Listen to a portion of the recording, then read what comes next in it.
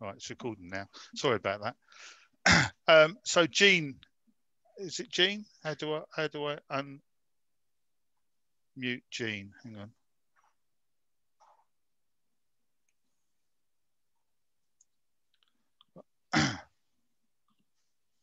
Where's Jean gone? You should be unmuted now. Oh, sorry, Jean. Okay, right, I'm there now. Can you hear me? Yes. Yes. Okay. So you're a bit quiet though. Do this. Sorry.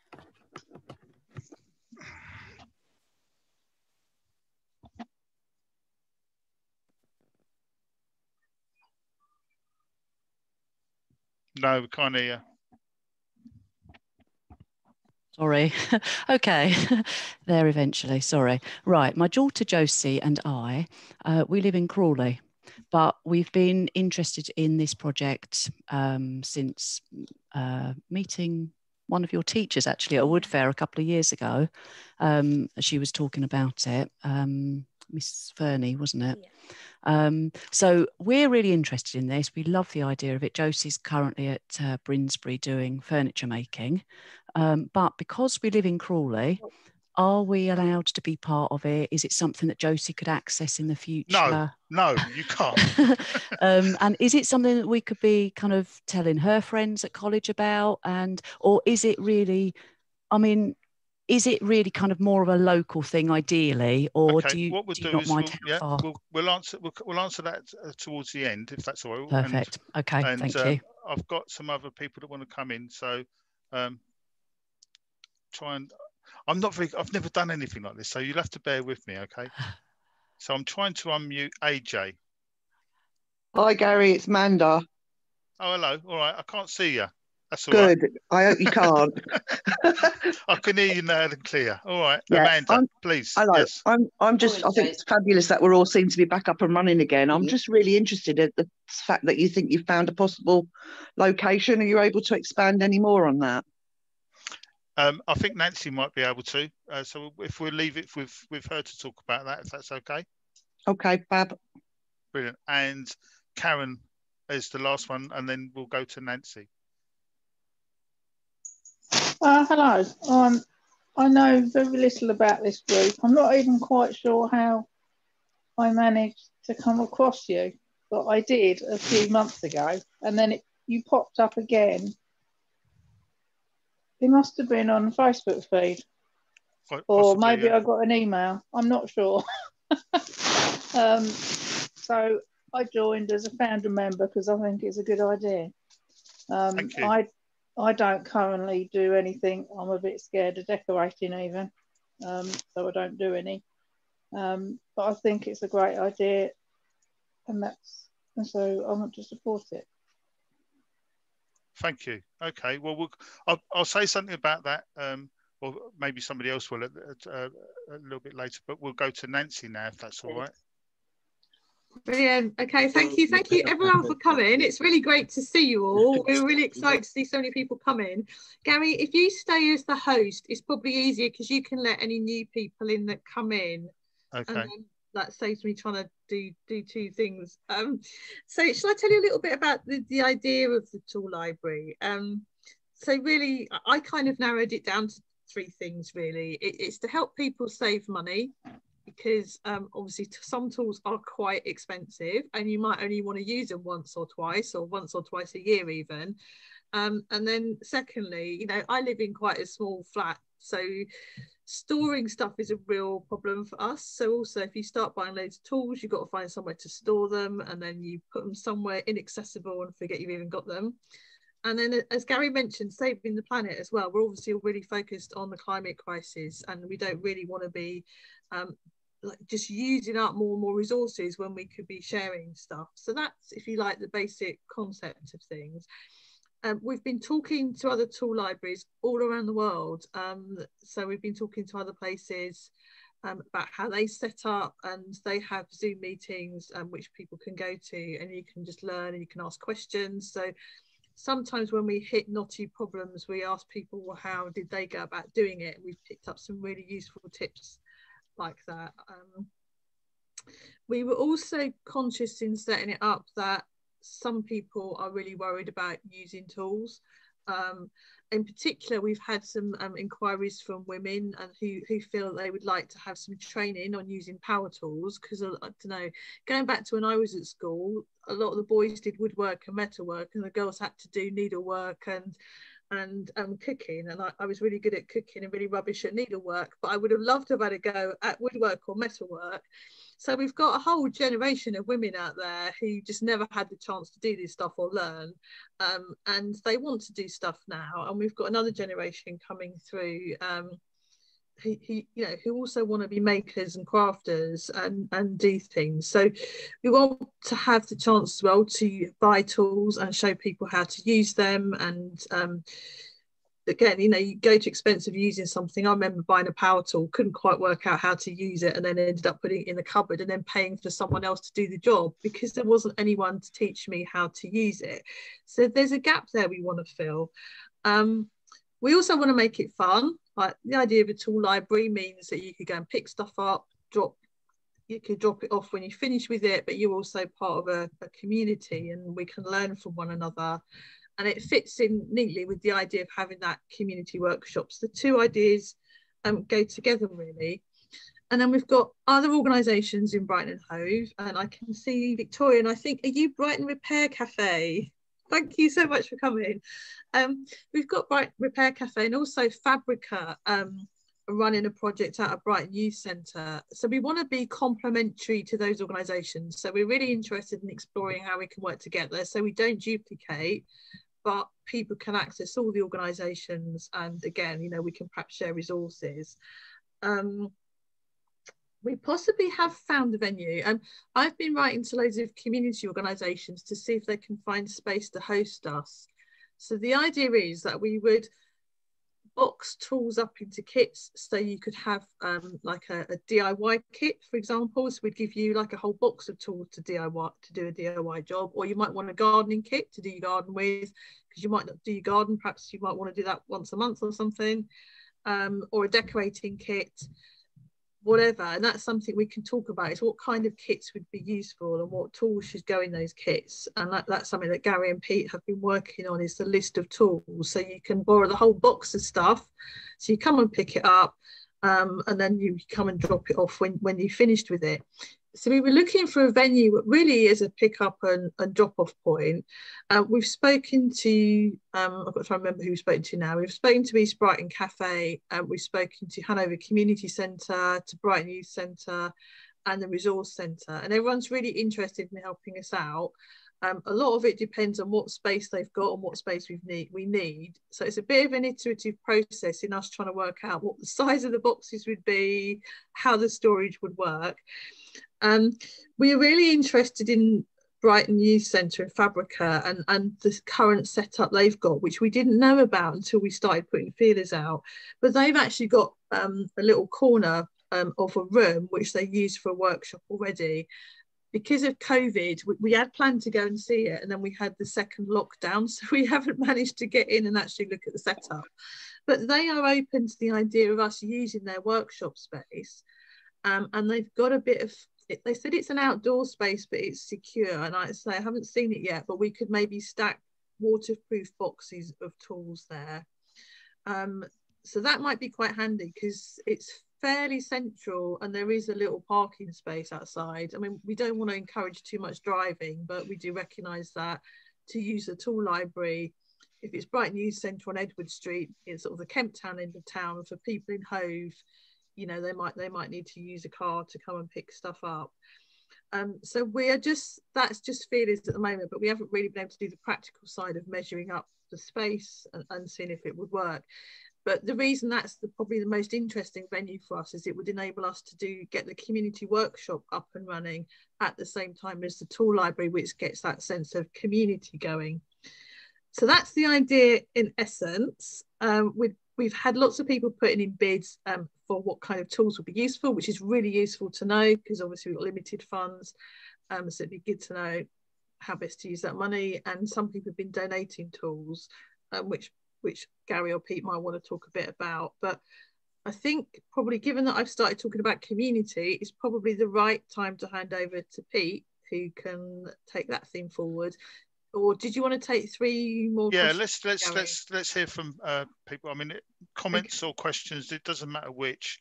But if you put your hand up and you do that on the reactions thing, or you can do it like that, like Peter's just done.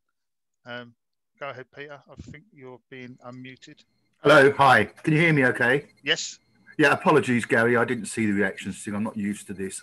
Listen, this is stuff I was just scribbling away there while Nancy was speaking. And forgive me, you've got an organisation. You've already done all this stuff. Budget, Nancy. I mean, how big is the budget? How small is the budget? Well, we'll answer this. Okay. At the end, is there anything else?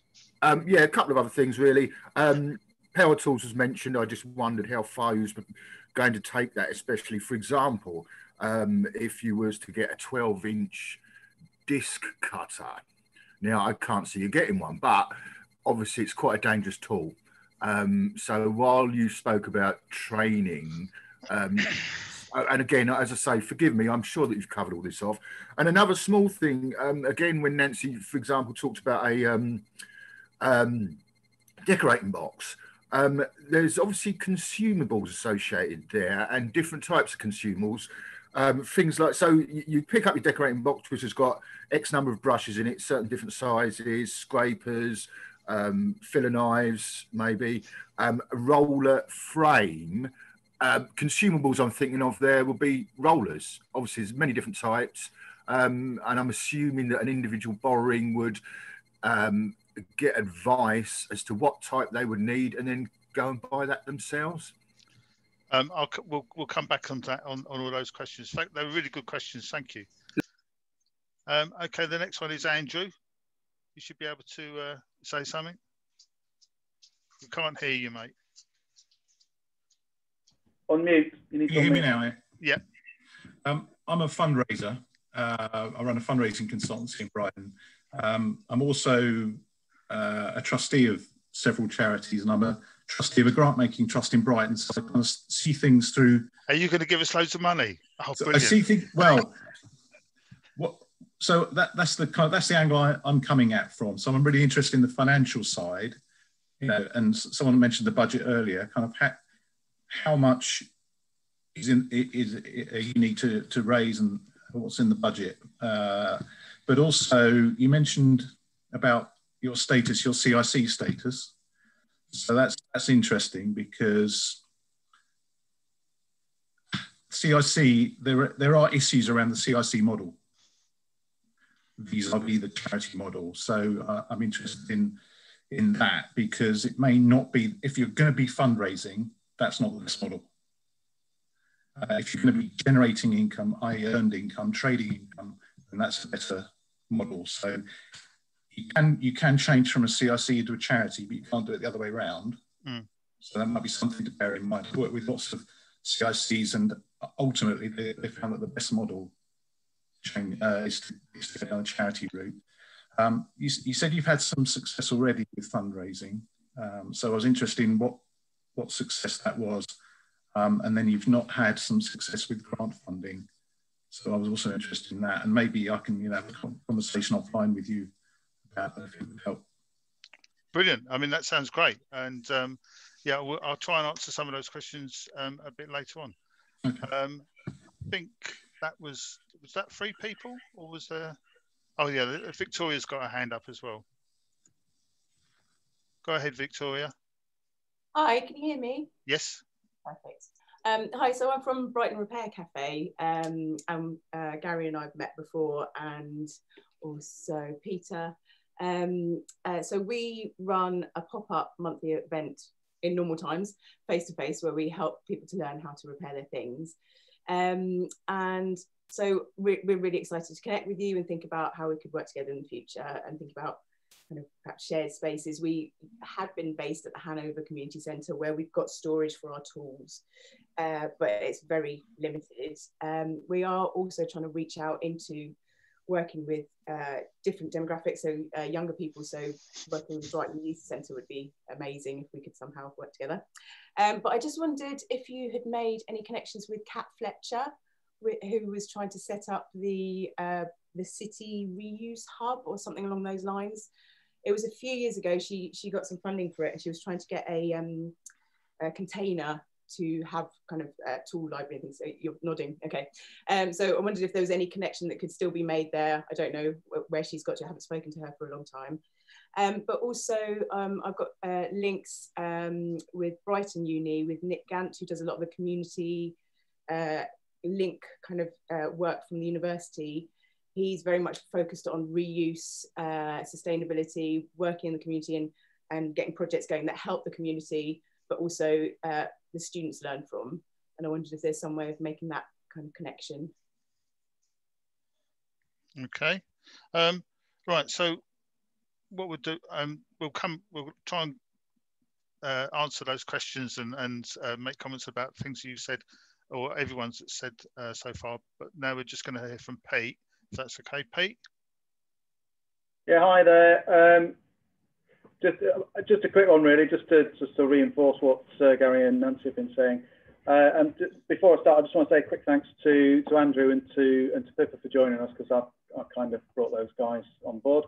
So thanks for that. So yeah, I'm coming at this from a slightly different perspective, and the whole community aspect of it, which I'm really interested about, trying to help develop and to generate a good social cohesion through it. But my main sort of reason why I'm on board was because I came at it from the perspective of not having access to a space to work. Speaking as someone who's changed careers, come from the corporate world and decided to move into making things. And I retrained as a joiner, and I do sort of carpentry now out and about in the city, which is a completely different change of direction for me, coming from the corporate world. And it was just really, Garry and I sort of talking at one of the park runs that I helped run with Nancy, and it became apparent that he was developing this community project, I mean, way back in 2019. So, and at the time, there was a lot of synergy, because I was looking for space to actually operate from. So the whole notion of having access to bench space to be able to make things was quite interesting. So I got involved, and I got more and more deeply involved in it from the perspective of trying to set the whole thing up. That's really where my sort of aim was, in that sort of sense. So, and since then we've been to Bentley, which Jean and the daughter went to, which was, I think it was 2019 maybe. Well, it must have been, because it was pre-lockdown one, and that was a good experience. And part of that experience kind of showed us that there's lots of additional aspects. I mean, getting back to what Andrew was saying about fundraising and so on and so forth, there is the potential for revenue streams with regards to donated tools, cleaning the tools, refurbishing them to a point where they can either be reused. Certainly with hand tools, that's certainly the case. One of the things that I've learned in my job now is that you can take really old tools and actually use them, and 9 times out of 10 they're actually better than modern ones. So that whether that's the case of in a workshop setting, assuming we've got access to turning machines and all that sort of stuff, creating new handles and so on and so forth. And the idea then is that you can either sell those or then use them as part of toolkits moving forwards. What else? Oh yeah, the whole power tools thing was an interesting thing. I just wanted to pick up on. I think somebody sort of was touching on the idea, I think, of indemnity and insurance. So if Nancy or Garry can make a note of that, so that we can answer that later on. What else have I got here? Yeah, I mean, the main thing really was to do with, for me and people in my situation who might have tools an array of tools for doing the day-to-day jobs. I don't necessarily have access to pillar drills, to I don't know, to bandsaws, to table saws, to those kind of things. The big industrial kits that you find in big industrial units, which hopefully was one of the answers that the tool workshop would address. Or that's again, this is long-term vision stuff. The tool library and as Nancy pointed out, and the community workshop have a synergy. But in order to get to the workshop, which is a long-term stretch goal, the stepping stone really is the tool library to sort of get to that point. I think that's all I need to say. Oh, one final point. Yeah, Garry came up with a really good phrase which he didn't say in his introduction, and I'm going to say it now. So that which I think encapsulates everything and what we used to refer to in the games business as a razor. So the phrase is make, learn, share, and repair, and I think that pretty much sums up everything what we're trying to achieve here. So I'll wrap up with that, and if there's any questions, then by the way, cheers, thank you. Yeah. So if there's any more comments or questions that people want to ask or make, and then just raise your hands, and then we'll try and answer some of the questions that have been raised so far. Anyone? No? Okay, right. Well, I'll go first, then I'll try and answer some of the questions. To be honest with you, what you've been asking is brilliant. It's really good. Okay, so I'm going to start off with something that Karen talked about, which is about, I suppose, confidence, really. And this is one of the big things that we have always said that we would want to be able to do, is to enable people to get that confidence so that they know how to use, whether it's a very basic tool like a hammer, yeah, or whether it's something a lot more sophisticated like, I don't know, a laser printer or something. I don't know what we'll have, but anyway, that is something. One of the things that I do as part of my job is I work with probation quite a lot, and I'm hoping that we can have a relationship with the probation service once we do get to the stage where we've got a workshop, because one of the things that I've found working with probation is there's young people, young men mainly actually, who don't know which end of a hammer you hold. And I'm not being ridiculous when I say something like that. I mean, that's really quite sad. But what is really good is when you show them how a tool works and they use it and they create something, or they do a job, and you can see how proud they are of what they've been able to achieve. That's what we want to be able to do. So building people's confidence, whether it's people who've never had any interaction with tools before, or whether it's people that are wanting to learn how to use more sophisticated tools. That's definitely something that we want to look at. Ginny, you asked about membership and if you're excluded if you live in Crawley. We've got a member who's in Australia. Yeah, they signed up yesterday, and I was talking to Tony, who's here, been doing some stuff with us on the website. And I was saying to him, one of the problems we've got is we've got people that want to support us from all over the world, and that's great.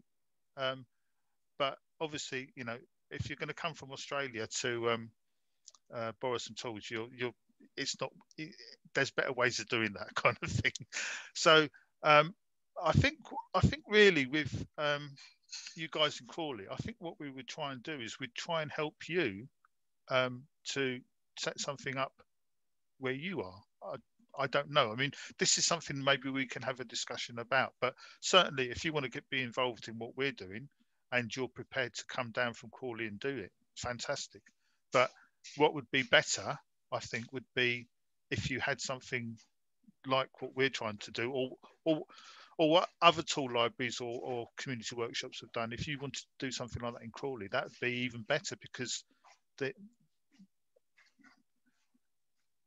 we're part of a world movement. There's I follow tool libraries from Brisbane to Toronto to Chicago to Argentina, we've had, as Nancy said, we've had meetings with tool libraries in Liverpool, Edinburgh, and Portsmouth and places like that. So it's a global movement, as well as a something which is becoming a much more of a national focus as well. So yeah, I mean, look, I don't care where you come from. If you want to be a member, fine by me.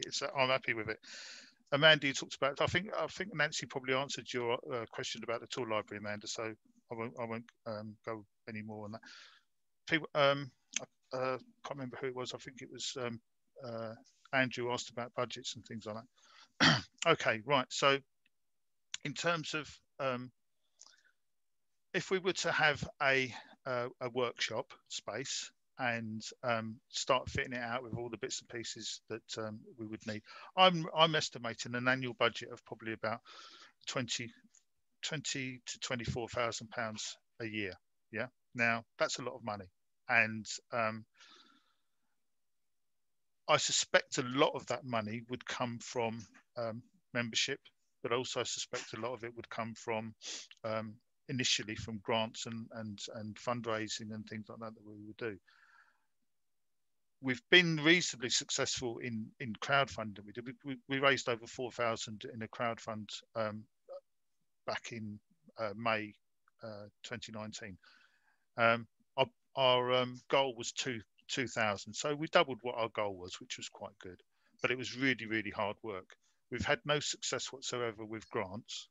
We've applied for loads and loads of them. It could just be that we're not very good at doing it, or it could be that there's just so many people applying for grants nowadays that they have to be, you know, very picky about what it is. But fundraising is hard, but we've got an idea of you know, just for a toolkit, you're probably looking at about 200 quid, just hand tools. Somebody asked about power tools and safety. Okay, initially we're probably not going to be loaning power tools anyway, and we would only loan cordless tools. We wouldn't loan anything that's got an electrical lead on it. And somebody's hissing. And yeah, I mean, okay, you talked about abrasive wheels. Now, I've got in my wallet, I've got a ticket that says I can use an abrasive wheel. If you've not got one of those, you wouldn't be able to use it. Simple as that. I've got a ticket in my wallet for a chainsaw. Now, if you haven't got one, we're not going to lend you one. Simple as that. So you have to be competent, and if it's a tool that needs some kind of regulated training, then you have to provide that before we lend it to you. If it's just a power to I'll come back to you. If it's just I don't know, a drill or something like that, you sign a waiver, and that's how we would approach that. We'd also have insurance and things like that. So can I just jump in here? That waiver would be part of being a member. Yes, that's the whole point. That's the whole point about being a membership situation is when you subscribe to being a member, you pay your due, and part of that is you sign a form that says, you know, I accept the risks of using power tools, etc., etc. So that's that. Questions about the CRC? What type of CRC? I think that's what you were asking. So we're not the one that has shares. Yeah, we're the other type. So we're the one with where the liability is zero, or it's £1 basically. If everything goes a bit mad, myself and the other directors, we're liable for £1 of debt. And I can't remember the terminologies that go with it, but that's, I'm sure, Andrew, you seem to know about these kinds of things, and I'm sure you'll understand what they are. Cat Fletcher was mentioned, and yes, I mean, work with Cat on a number of things, particularly with things like litter, because that's my job. But yes, we've definitely got a connection with Kat and what she's doing, and she's she's aware of what we're doing. We've not had a sit-down meeting or anything like that, but she, you know, if that's something that happens in the future, it happens in the future. But we've not specifically tried to organise anything at the moment. But we're, you know, we're friendly with her, and we're obviously sharing goals and things like that, and we would help any way we can with her projects, and we would hope to be able to reciprocate and so on and so forth. Connection with the university, it's not something we've really looked at, and yeah, I mean, that's something that maybe we'll develop at some point, but it's not something that's a major priority for us at the moment. And I think, as far as I can remember, that's all the things that people were asking about. I don't know if Nancy or Pete want to come in on it. Nancy, did you want to come in on anything? Yeah, there was a couple of other things. So in terms of the networks, I think probably once we're up and running, linking up with Good Gym as well, which is another organisation I volunteer with, where you can set up a community mission to go, or a personal mission to go and help someone. So, for example, if you lived in a property where you had a garden that needed doing and it was too much to manage on your own, we could borrow the tools from the tool library, but we could also get resources from Good Gym. So Good Gym basically run to somewhere where something needs doing, do the activity, and then run back again. So some of you will have come across it. I mean, one night, say before this current lockdown, we went up to St George's community hall in Moulscombe to help, and there was 18 of us. So we all only go for an hour, but that's 18 hours worth of help to sort of garden out. And we did that twice. So it ended up being sort of 30 odd hours worth of help to sort out a community garden. So by combining all these different organisations and resources, we can actually get a lot done. So I just thought I'd throw that one in as well, because you've mentioned Kat and we've got Brighton Repair Cafe, and I haven't seen Kat for ages actually, and I'd forgotten about her containers. So that might be a potential storage solution. So we're going to come on, I think, next, aren't we, to some of the things that we've identified we need. But the other questions I'm not sure we've covered. There was a question in the chat about tools being taken and not returned. I mean, this was a worry, and it was something that we raised with the other tool libraries on a Zoom call with them recently. And they said actually they'd had fairly minimal loss. I'm hoping that by having the membership model that Gary's described, where you actually sign up to be part of it, that people will respect that and they will return stuff. I mean, it's something that we're going to have to monitor when we check stuff in and out. I mean, it's a possibility, but I think it was Edinburgh, the guy from Edinburgh Tool Library said it hadn't really been a problem for them. So let's hope not. Somebody has asked if we could share knowledge via Zoom from crafts people whilst we get up and running. So we actually start perhaps teaching people some of the basics about using tools and things, which I think is a really lovely idea. If somebody's up for being in front of a screen and showing how different tools work, or even what they are. I mean, I kind of am a very amateur DIYer and a bit of an upcycler that does my best. But I hear Gary and Pete talk all sorts of technical terms. I would love to know what some of the tools are that they talk about. So I mean, that would be really good to get something like that going. The decorating consumables, cleaning brushes, I don't know the answer to that one. It's a really good question. Again, it could be something that we ask volunteers to help with, that we ask people to do their best to clean stuff, and we tell them how to do it. But if stuff comes back and it's not properly clean, yes, sorry, I missed out the consumables bit. Yeah, I was going to point that out. Yeah. Well. Oh, okay. Do one of you guys want to jump in on that one? Yeah, I can. I mean, I suppose my initial thought is that we would make a small charge for consumables, and so, for example, if you was to borrow a DIY kit that included things like sandpaper, yeah, then we might charge you an extra £1 for sandpaper. I don't know, but only if you used it. If you didn't use it, then we wouldn't charge you. You know, so it's about use, and let's say you borrow a drill, and we give you a set of drill bits, and you manage to break one of the drill bits. Okay, now if it's a really common drill bit that we've got loads of them, or we'd probably say, oh, don't worry about it, you know, these things happen. If it's something which is like, you know, dead expensive and really rare, and, you know, there's only 20 of them in the world, we'll probably say, that's on you, mate. You're going to have to sort that one out. But, you know, the chances are that we are not going to be, look, I suspect that most people, if they broke a drill that they borrowed, like a drill bit, not the actual drill itself, they'd go to B&Q or something like that, and they say, look, I'm really sorry, I broke your drill bit, and here's a replacement. And if they didn't, you know, if we're losing money from it, then it's going to be a problem. If we're not going to be losing any money from it, then I don't think it is.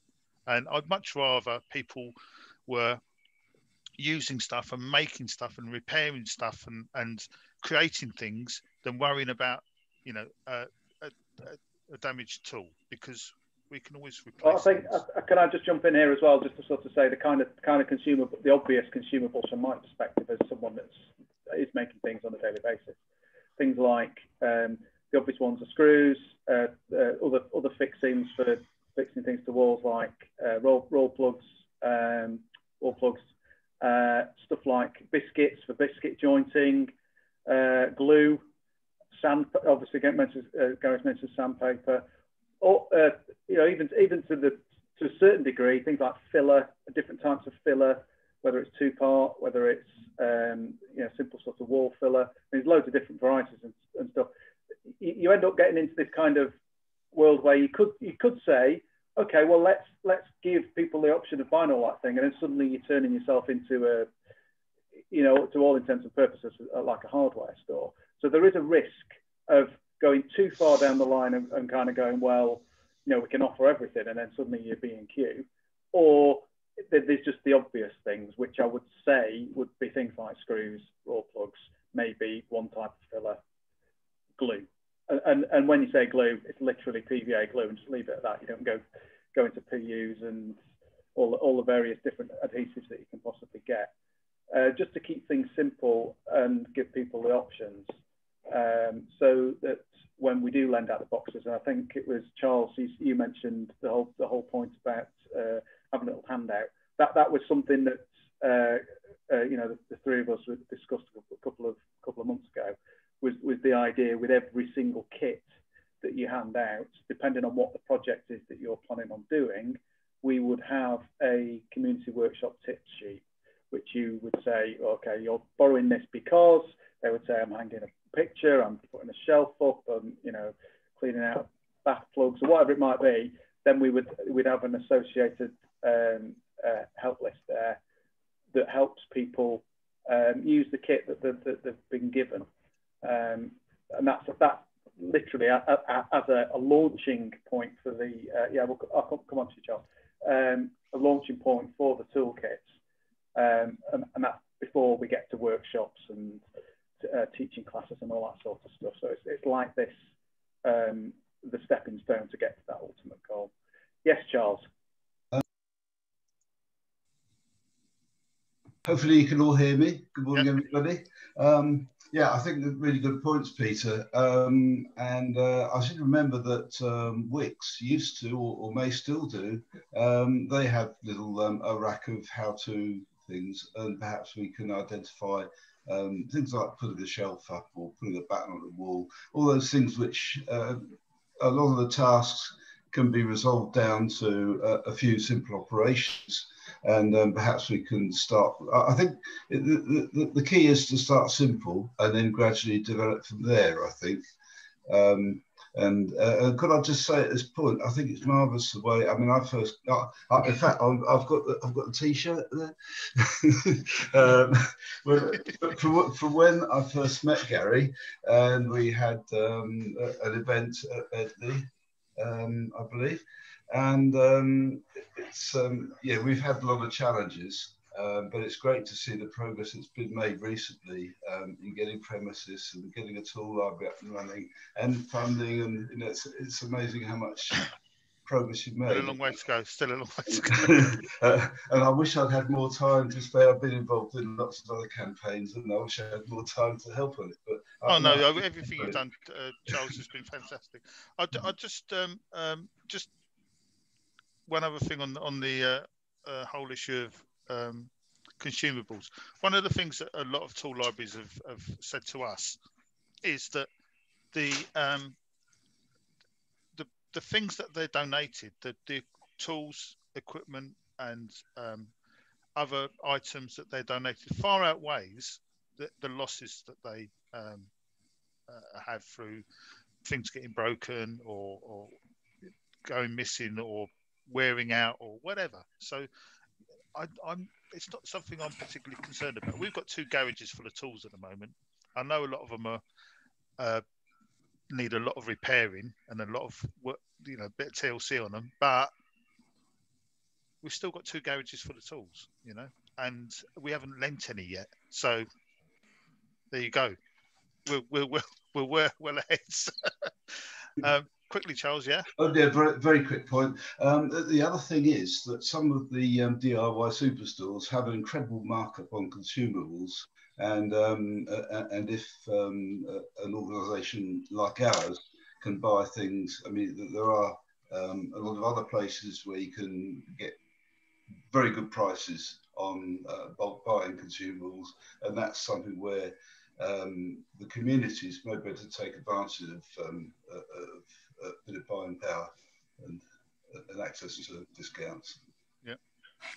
Right. So what we're going to do now, if everyone's okay with that, is we're going to. We had an idea that we needed some kind of a project team to help with progressing what we've been able to achieve so far, and this is really where we hope you can help. So I'm going to ask Nancy to kind of explain a little bit about what this is, and then we can. It's maybe, I don't know. We'll see what happens next. Okay, that's brilliant. Thank you. So I think what we've realised as we try and set stuff up is that we need more capacity, we need more help and brain power and different kinds of skills. And I think we've now got to a point where we've got a basic structure and the idea, and we've made some connections, but it really needs now to be to grow. It needs more help, and it needs more of a community around it. So we have developed a list of asks, which I think Garry has got. But what we talked about whether we have some kind of advisory group or board or something. But what we actually want are a team of doers, people who can do stuff hands-on at the moment to really try and accelerate the project. And I know we've got some doers in the room. And so what we thought we would do is set up a project team. So rather than an advisory group, because I think that, you know, it's good to get advice, but we also need some hands-on volunteers. I'm going to read out the list, Garry, that I think you said before the meeting, and then shout if I've missed anything out. So we're looking for people who can help with content on social media. So Gary's been doing a lot of that at the moment, and we've been sharing it. So people who can make videos, or people who can make those little canvas, you know, the little infographics you can share, people that can help with messaging, or just find stuff from other similar sites that can be shared, so we kind of get that cross-fertilization of ideas.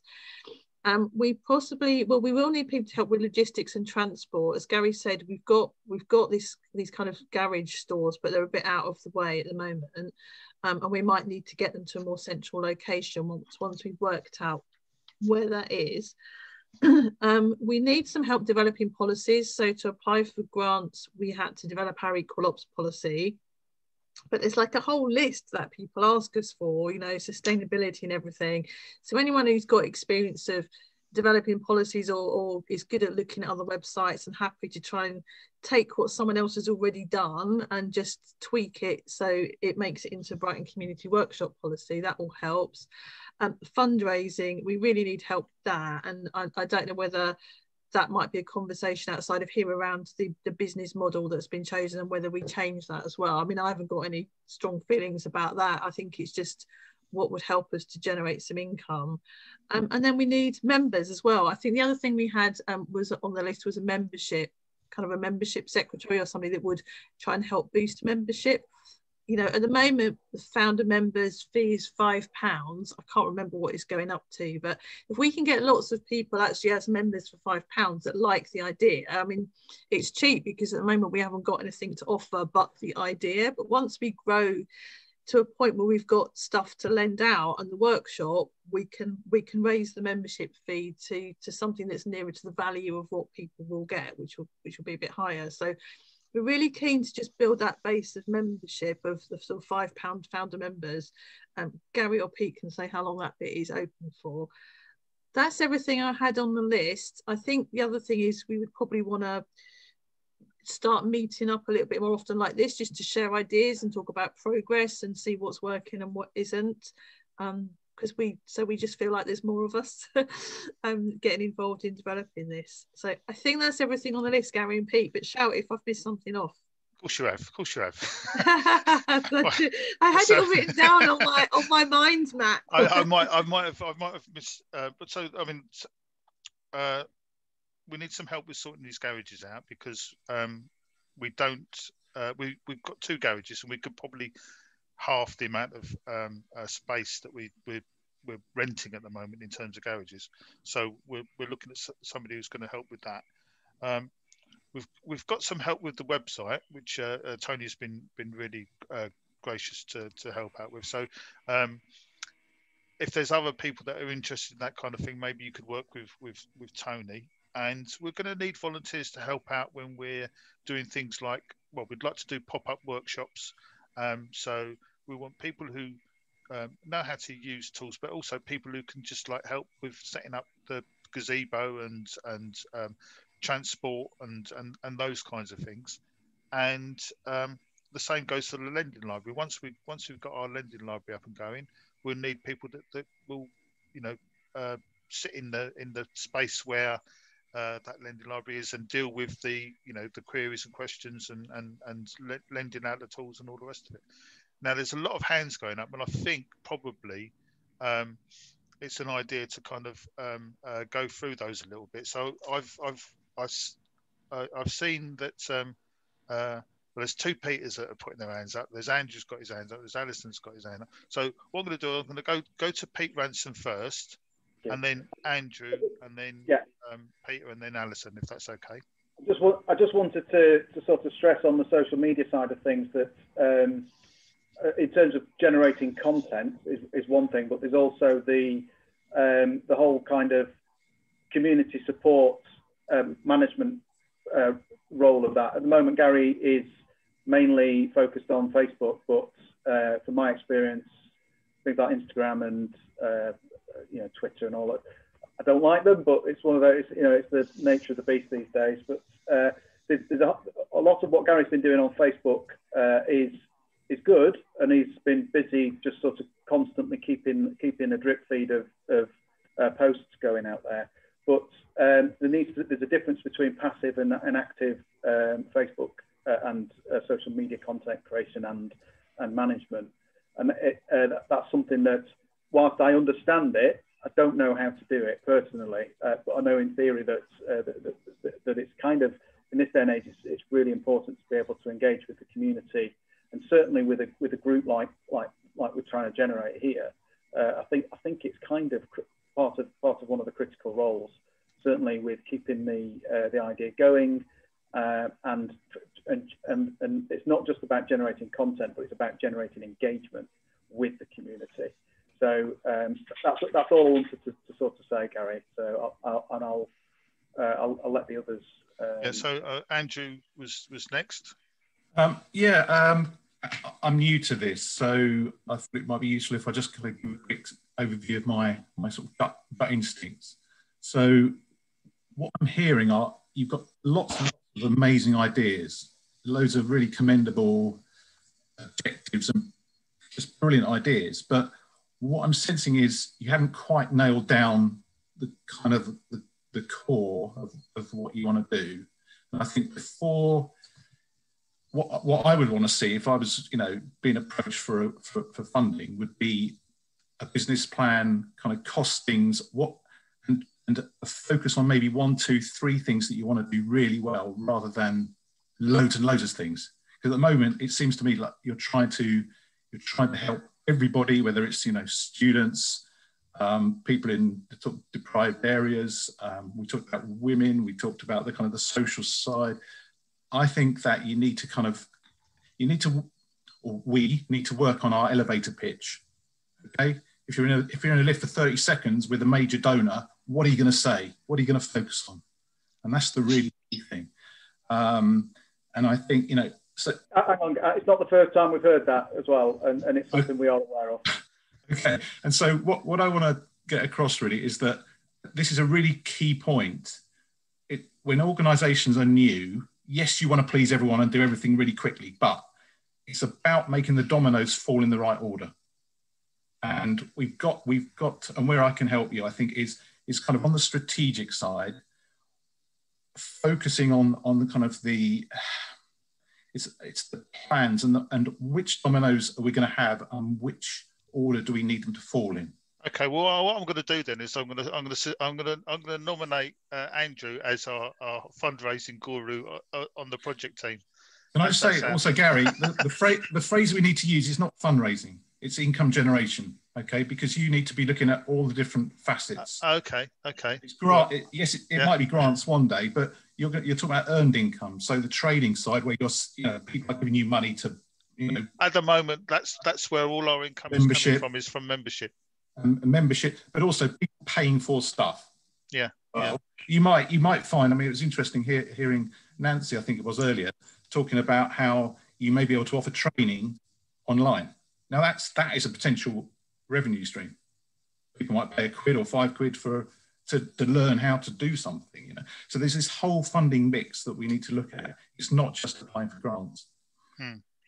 Yeah, at the point. Are you up for having a conversation with us and any other interested parties at some point? Absolutely. I'd happy to talk about this all day. Brilliant. All right. Okay. We'll go to Alison and then Peter. Yeah. Sorry, I was just going to say. No, not you, Peter. I know, not me, but I'm just to reiterate what Andrew was saying. Certainly, with regards to online training at the moment, in the current circumstances, I think it's one of those good things, and there's no telling when we're going to experience another pandemic. So I think it's good to set that up in the first instance. Okay, thank you. Sorry. Go ahead, Alison. Yeah, I'll be happy to help with a bit of the policy development. Fantastic. Brilliant. If you can prioritise what policies you need when, because I know for sure... Got a huge list. Don't tell me that. I know for sure that certainly with some grant applications, you will have to evidence, for example, that you have an equalities policy or things like that. And if you haven't, that might be one of the reasons why some of the grants have not succeeded. I did an equalities policy for my local part, for the Friends organisation, for example, because it was necessary.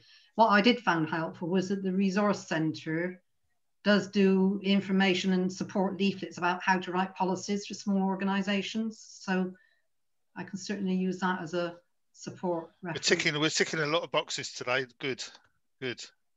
Right, so... No guarantees so quickly, but I'll do what I can, okay? Right, Peter's next. Hi again. What I originally put my hand up for was when Nancy was talking, and Andrew has covered this off at a more strategic level, if you like, as a better word, was time targets. And obviously time targets, Andrew himself talked about,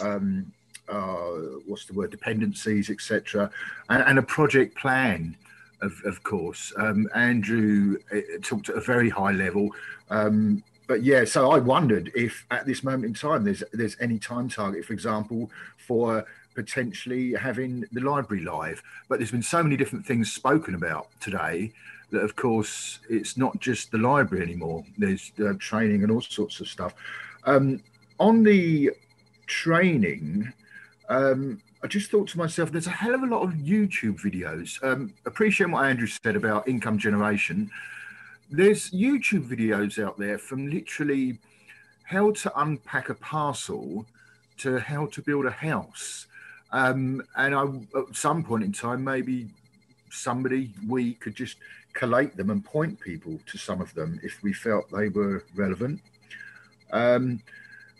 On the, and I forgot what it was, what Nancy said, social media content, etc. This is a bit unfortunate because, Anne, if you're listening, take that out of your mouth. Tom, there was a course run, wasn't there? I didn't go on it. There was an online course run by, and I forgot, was it Tom? Type it in the box, Anne, and then, but I mean, I don't know. I'm sorry, go on. Okay, so there was an online course run, and I don't know if there's a potential for them to do that again, but it was all about enhancing your social media, well, not profile, but it was, I didn't go on it because for me, I didn't find a use for it, but it potentially, maybe, Tom Goodridge, there you go. I don't know Tom, yeah. I don't know if there's a potential for him to maybe do that again for certain people in this group. And the other thing is, do you want a ladder? I've got a, I'm not sure. Is it a ladder for going up or a ladder for coming down? This one, shut up. It's very, very heavy, actually, to be honest with you. I've got a 3-piece ladder out the back. It's sitting there doing nothing. If it's a ladder for going up, we've already got one of those. We don't need it. We only want one for going down. Fine. All right, there you go. That's my piece. So, a ramble there. A left-handed ladder as well. Can I just make a point about your YouTube vids? I think that's good. However, I'm going to refer back to my other social media comment, which is the difference between passive versus active. And whilst YouTube videos are great, and I know Garry sits and watches them, you know, ad infinitum, and I do as well. But you can't have that interaction with the person that's presenting, and sometimes the presentation style and the audio that's over the top, and you just kind of get a bit sick of watching Americans doing stuff, and you just want to hear a good old British accent. Some of them, hands up, some of them are crap as well. I think the other thing with the YouTube videos and stuff like that as well is that what I see it as is this is a passive income, and if you get to a stage where you are getting an income from having those videos out, look, the story I always tell is that at work we were told we've got to go and put these signs up, and these signs you had to use a special tool that put tension into a metal band that held the sign in place. Now, we didn't know how to use the tool, so we went onto YouTube to find out how to work it, and we found a video and it showed us how to do it, and we could then go and do it. That video and this is a very niche tool, mind. That video had something like 200,000 views. So there's you can if you create the right content, you can create an income from it, is what I'm saying. And I've always seen that as something which we could do as a kind of byproduct of other things that we do. I don't think that's what Peter was saying. I think he was saying link to other people's videos initially. But we're already doing that. If you look on our playlists on our channel, so I'll stick it up again. But there's a Linktree channel link, and you can go and see all kinds of stuff that we've. It's a valid point, Peter. I think it's a case of we could link to existing videos. We could create our own content, and again, this all goes back to the whole social media thing. So I just sent that to. I didn't send it to everyone. I just sent it to one person. There's something else I wanted to say, actually, if you don't mind, and it was again, this is going forward. Garry, you talked about the tickets you have for the various dangerous tools. I've used them all over the years.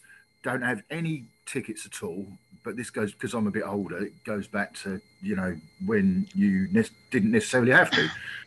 I could buy a chainsaw, I could go and work on a roof with it, and all good.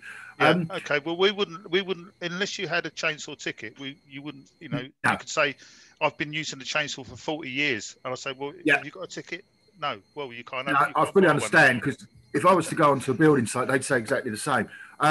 But what I was thinking, so this is going forward as well. I mean, I don't know how you get those tickets? I mean, I know they're generally short courses, but going forward at some point in time, if you were ever to go down that road and make those tools available, obviously it would be handy to a lot more specialised tools you need to get.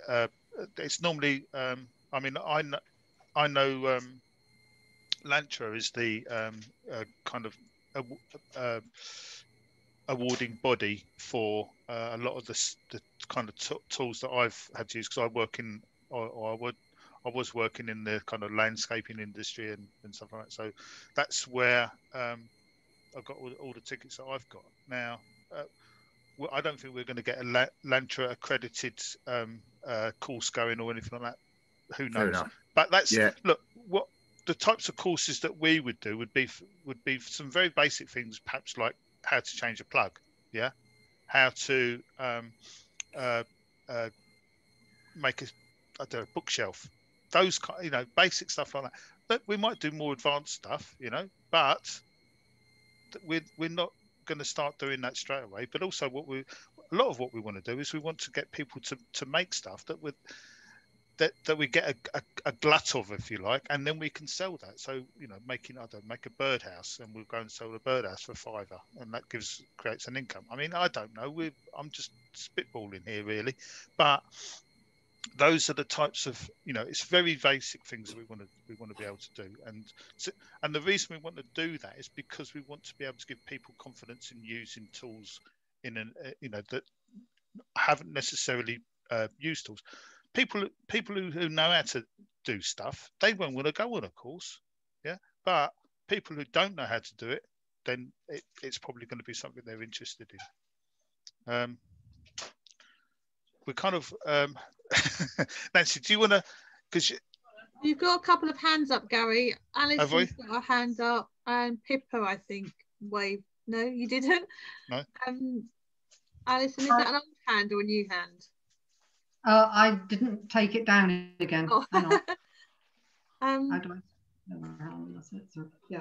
Is it? I mean, I suppose it's just really whether there's any more questions or comments. Just feedback is good, really. Like, it's really great to have so many people volunteering. But any more feedback, whether if people want to be involved, if they think it's a good idea, if they would like to meet again, when we would like to meet. So it'd be quite good to have a little bit of open discussion around that. Oh, one other thing I would add, Gary, if you need transport, I've got a car and I have a fair amount of available time by arrangement. So if you need transport at any time, give us a shout. I'll see what I can do. Thank you. I've just put the our email in the chat. So if you are available to help out, and you've not been able to say anything at this stage, and you want to find out more or whatever, drop us an email and say, look, I'm up for helping out with whatever it might be, and we'll get back in touch with you at some point. I'm sorry for the noise. The Sainsbury's is just delivering at the moment. We've got Pete and we've got Andrew wanting to come in. Yeah, Pete Ranson. Yeah, he's got his hand up. Oh yes, yeah. Okay, well let's go to Andrew first then. Yeah, I just wondered whether you have a business plan. Have you got a written business plan yet that you could send me or circulate to everybody? If not, then we need it. Okay, so Gary, you've got a load of stuff on spreadsheets. You've got loads of figures and stuff. Gary's done loads of work. I think it just needs. This was what I wanted to talk about. I mean, Andrew, and it was referring back to your original point, Andrew, to do with the and Peter's about the complexity of it, and the fact that we've brought everybody in on the basis that it's a tool library, but there's the whole concept of the workshop. I think I just wanted to stress the point that I was making right at the very beginning, that the workshop is a stretch goal, and from the perspective of project management. Both Nancy and I, that's kind of what we do. But certainly in my professional career before I became a joiner, I was a project manager in a previous iteration role, and so all of the stuff that you've said, even the 30-worders to the that sort of, you talk about business planning and everything like that, it's conversations we have already had. The trouble we've got as currently as the organisation that we've had, and along with Charles going back to 2019, is that we've all been busy doing our real work. So as a project, it's very difficult to sort of dedicate enough time to it to basically focus and go, right, okay, I need to get my my project plan off the ground, and I need to get all of my dependencies in order and all that sort of stuff, or dominoes as you refer to it. So it's a known problem with regards to getting this off board, which is kind of why we have got to this point where we're reaching out to the community to say, is there anybody out there that is time rich, that has got the skills to be able to dedicate towards doing this, and with hopefully with everybody's input, we'll be able to generate all of the headline deadlines and all of the times that we need to hit, and so on and so forth, and then generate some kind of project plan from that. I mean, I know from experience of doing complex projects that it is easier said than done, and this isn't particularly complex in the great scheme of things, but when you are time poor, it's kind of hard to do the sort of thing that we're trying to achieve. And certainly when the more people you start to throw into the mix, it makes it even more complicated. But it's not insurmountable. So yeah, I agree totally, 100%. I think one of the first meetings that we had back at the Bevy in whenever it was, I mentioned the fact that we needed to have I call them 30-worders, you call them elevator pitches. So there was the elevator pitch, business plan, all that sort of stuff. But what ended up happening was we've kind of gone from month to month, and everything's kind of developed in an ad hoc way. And I think somebody else mentioned in the chat box about trying to get more organised. And yeah, of course we do need to be more organised. But again, it's difficult when A, COVID, B, some of us have got a main job to do.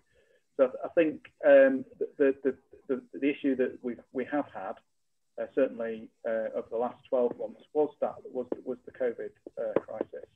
I think that's a bit of a no-brainer. But yes. Yeah. So Andrew, if you want to come back. That's a long way.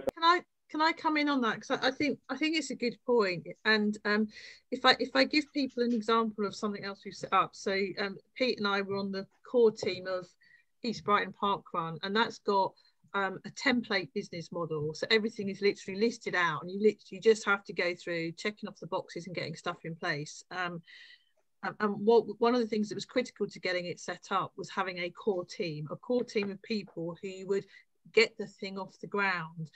And it's almost like that again. But I think if I was to give an idea of timescale, I think I first met the Parkrun ambassador to try and set up a parkrun in March of the year we set it up, and we ran our first parkrun in the December of the same year. So that was on a templated model with all the policies and everything in place, and someone to guide us through, because in any project there's that stop start.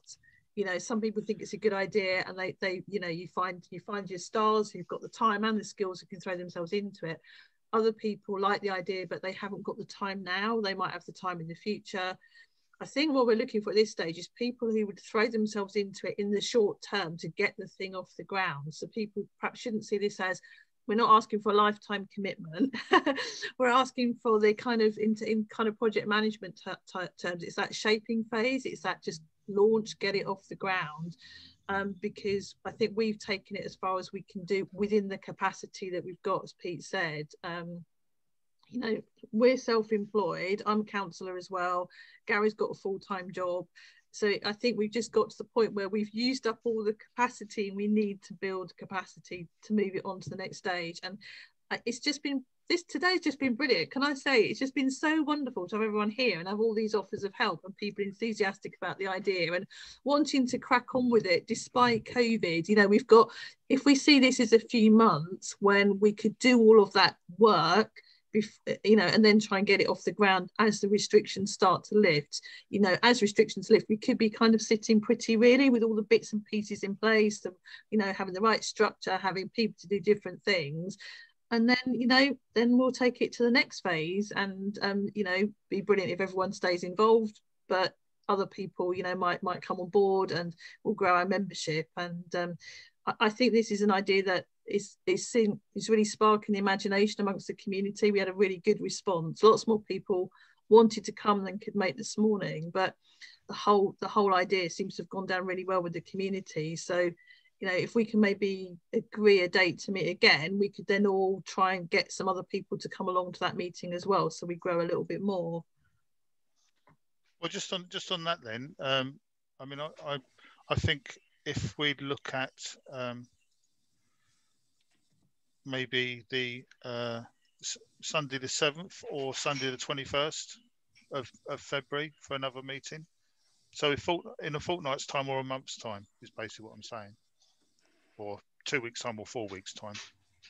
I don't know. Right, your votes in the box, everybody. We've got about 10 minutes left. So what are you saying, 7th or the 21st of Feb? What does everyone reckon? 2 weeks or 4 weeks to do a little bit? Whilst you're thinking about that, I'm just going to just say a few things. So things you can do now, yeah, without having to leave your chair, basically, right? So you can become a founder member if you've not done so already. I know quite a few of you are founder members, and thank you for that. But I've put the link in the chat, and I'll do that again if you want me to. But you can find all the details on our website. You can make a donation. Look, one of the things that any organisation like this is always going to struggle with is money. Now, if you've got some money that's lying around doing nothing, and you want it to do something more altruistic, then send it our way, because we'll find a use for it. Email us if you want to get more involved, and you've not had an opportunity to say anything at the meeting today. And finally, really from me, I just want to say a huge thank you for everyone that's kind of turned up today, because when we first had this idea of an online meeting, we didn't know if it was going to be something which was going to be successful. And I think from the input that we've had from the people that have attended, it's been massively successful. This is very encouraging for us, because you know, there's no one here has turned around and said, "Tell you what, knock it on the head. Nobody's interested. Nobody wants you to do this. You're mental. Stop it now." No one said that. So we must be doing something right, eh? And did you say we want people to become founder members, which you can do for £5 at the moment? Yeah. The link is, I'm going to put it up now. Can I just mention a couple of, like, Eamon, you volunteered as well, didn't you, for helping out garages and stuff? Is there anyone, can I just go through who's volunteered for what, just in case I've missed anyone out? I've got Andrew's going to help us with a bit of nailing down the core of what we're doing and the project management and helping us get organised. Alison's offered to help with policies and cars, transport rather. I've got Eamon's offering to sort out the garages. Peter, I wrote down time targets and stuff. I wasn't sure. Where's Peter gone? Everyone keeps moving around on the screen. I keep losing everyone. Is Peter? Oh, you're there. Was that me? I was only asking. Yeah, it was a question which fell under what Andrew said, and then Peter again. Okay, brilliant. I've tried to go back through the chat, but have I missed anyone that was volunteering to do stuff? Just a question that's come up in chat. Look, the founder membership is just like it doesn't do anything. Yeah. All it does is say, we think that what you're doing is a good idea, and we want to be a part of it. Now, at some point, there will be, because we know who all the founder members are, there will be at some point, there'll be, I don't know, there'll be some way that we will give back to those founder members. We haven't decided what that will be yet, but it won't be until you've got other types of membership. Once and once you can become an ordinary member, so once you can become a member who can borrow tools and things like that, founder membership won't exist anymore, because we would have been founded. So that, I hope that answers the question. Helen's offered to help with garages as well. Helen, if you could just drop me your, that's it, got your email, thank you. And if there's anyone else that wants to stay in touch, they can just drop us an email, then we can make sure you know about the next meeting as well. Alison's got her hand up as well.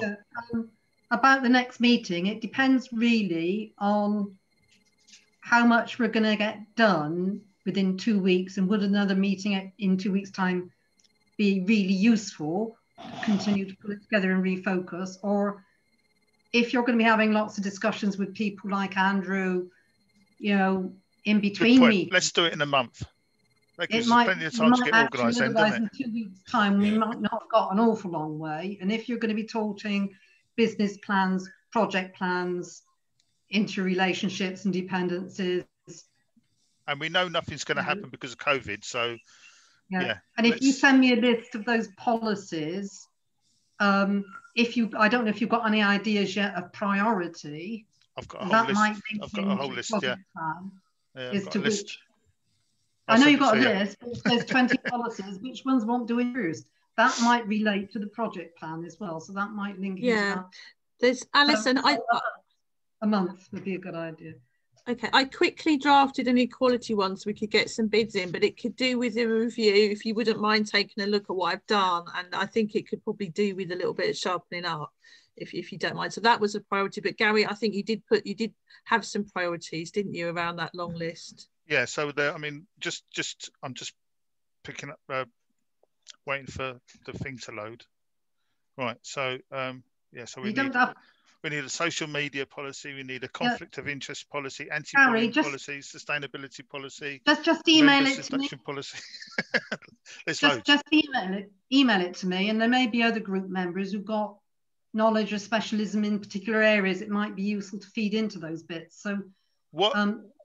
Yeah. Okay. What I was going to ask as well is it worth setting up a WhatsApp group for this group of people? And if so, can somebody do it? Because I can't remember how you do it. Tony, what there you go. Tony's going to do it.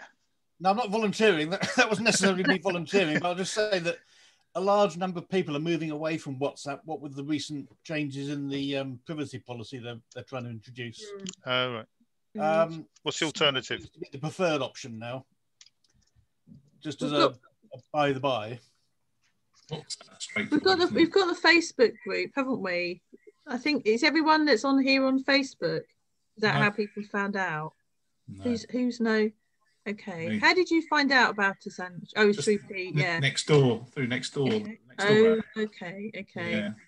Well, I think as long as we've got people's emails, we can stay in touch, and then we'll just have to try and use different ways of getting in touch with everybody. So we've had 2 offers now to help sort out the garages. I think some of those tools need repair as well, so we might be on the lookout for someone who can repair tools once you've worked out what you want to keep. I think the garages need triaging, if you remember that conversation. Yeah. So yeah, that's something. So if there's 2 additional people, then that would be me, Gary, and who presumably you've got Eamon and Helen want to volunteer. Okay, cool. Thank you. That's 4 of you now. That would help a lot, I think. Brilliant. Yeah. All right. So this is wonderful. Look, we're running out of time very quickly, and I don't want to take people's time up any longer. If you've not sent us an email to let us know your contact details, please do so now. Our email is in the chat, and you can always find contact details on our website as well, which I'll put the thing in there as well. So sorry, I'm trying to do too many things. That's all from me, really. I just want to say a massive thank you for everyone that turns up, and I'll leave last words to Nancy and Pete, so I think they might want to say something as well. I don't know. I kind of feel like I've said enough, really. I just want to say thank you to everyone, and I look forward to seeing you next time, and we'll have moved things on a stage. Yeah, I did as well. Thanks, everyone, and particularly to Pippa and Andrew, who came in from the next door group. So that's great. I'm glad that had some sort of impact. And also to Jean's daughter, sorry, I forgot your name. Good luck for your I nearly called it a furniture course, not a furniture course. Hope it's going well. And yeah, hopefully see you again in the future. Cheers. Brilliant. Thanks, everyone. Thanks, everyone. I really appreciate it. And hopefully we'll see you again next month. What is it, the 28th, is it we said? 21st, I think. 21st. Yeah. 21st, yeah. Yeah, brilliant. Okay. Thanks. Somebody suggested the last Sunday in the month to make it easy to remember. That would make it the 28th. All right. Okay. Well, the problem with that is I'm working. Oh, right. Okay. 21st. I'll put 21st in my diary then. Yeah. Thank you. Thank you very much, everybody. Cheers, then, everyone. Bye. Bye. Bye. Bye-bye. Bye-bye. Oh, I can do a little wave reaction. Yeah.